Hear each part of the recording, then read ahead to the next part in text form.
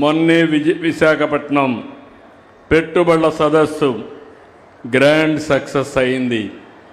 13,26,000 కోట్ల రూపాయలు పెట్టుబడులు వచ్చాయి. 610 ఎంఓయూలు చేశాం.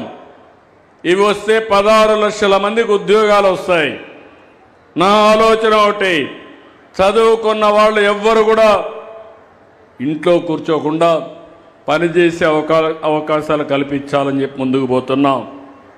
ఇప్పటికీ 8,29,000 కోట్ల రూపాయలు పనులు కూడా ప్రారంభమయ్యాయి.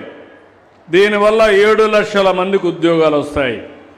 ఈ రెండు పూర్తయితే 23 లక్షల మందికి ఉద్యోగాలు వస్తాయి.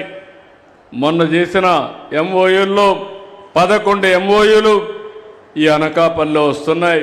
14,000 కోట్ల రూపాయల పెట్టుబడులు వస్తున్నాయి. ఇవి వస్తే